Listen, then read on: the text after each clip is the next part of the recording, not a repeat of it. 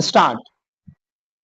I would like to add that the honorable members' impression that whatever has been put into these companies from the consolidated fund is done without an appropriation is not correct. No money can be paid out of the consolidated fund without some appropriation of some kind or the other. Therefore, sir, the real issue is not so much of paying monies out of the consolidated fund or the form of organization, but the powers of the comptroller and auditor general and the authority of the executive as well as parliament over these organizations, especially in regard to financial matters, that is to say, financial control.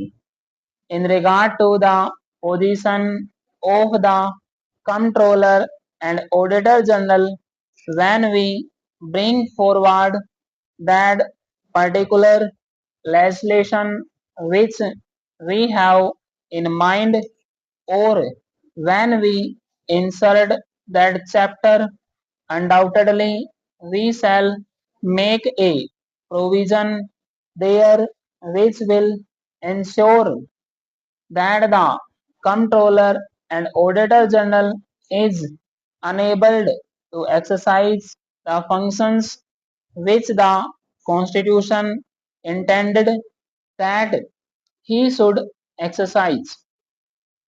In the case of organizations which are owned entirely by government, of course, there is no question. He will always be provided that the comptroller and auditor general shall audit. The doubts will arise in respect of companies or corporations, maybe in which government have only a share.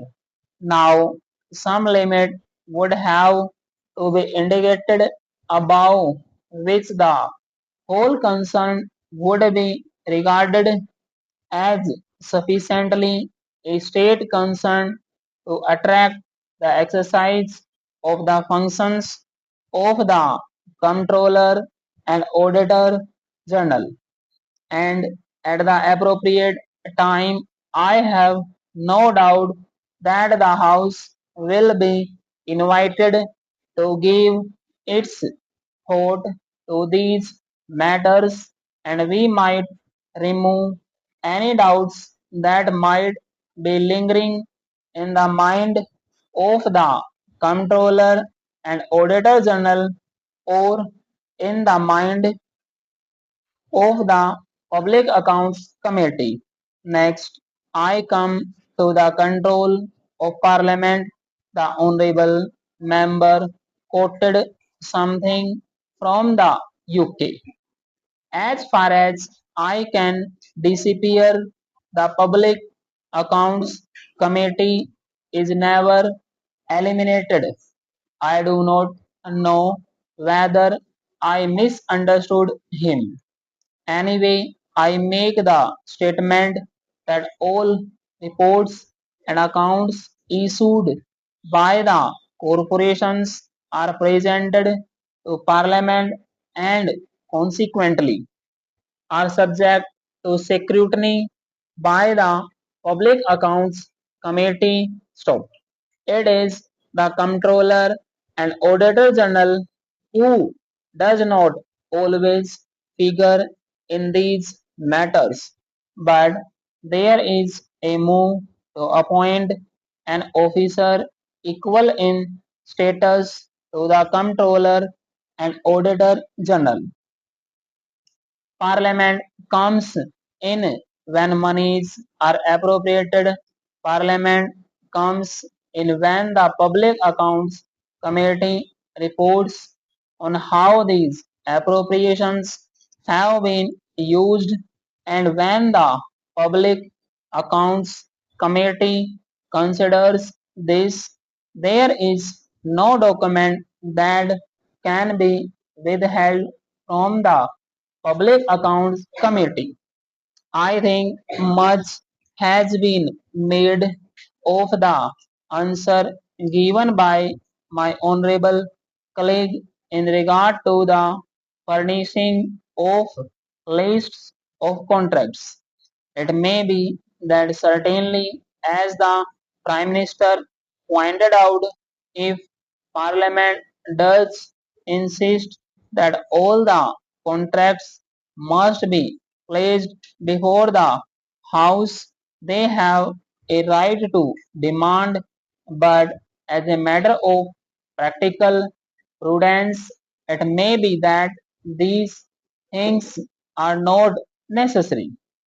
In other words, public officers who exercise certain functions carry their heads, so to speak, on a platter and ready to be knocked off if it is shown and proved afterwards to the satisfaction of Parliament that they have not properly carried out their duties.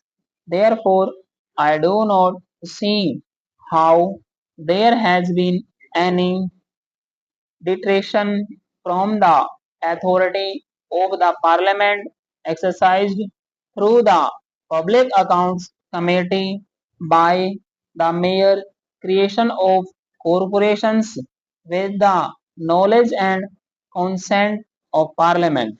Let us now confine this issue to the very clear and oversimplified case of a corporation created by an act of legislature. Therefore, Parliament itself would be invited to exercise a certain measure of self denial, or at least to agree to a measure of self denial by the executive in its financial control. And if that is the situation, if experience proves that the thing is not working properly, then it may be that we may have to revise the whole basis of what we call our mixed economy. It may be that we find that our bureaucracy is not capable of handling some of the matters which have been entrusted to them. The Honorable Member referred to a Food Secretary having been appointed as Managing Director or something of the shipyard, and the Secretary General being appointed as the chairman of the shipping corporation. He probably does not recall that that particular person had been for 14 years in the Commerce and Industry Ministry. Now, so far as these negotiations are concerned, the honorable member is under a very strong impression. I myself can vouch to this that I have been concerned at almost every important stage with the negotiations.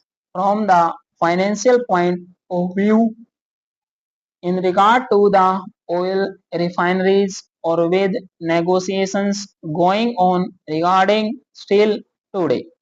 So far as steel is concerned, there is an ad hoc committee which includes the Prime Minister, the Production Minister, and myself. Stop.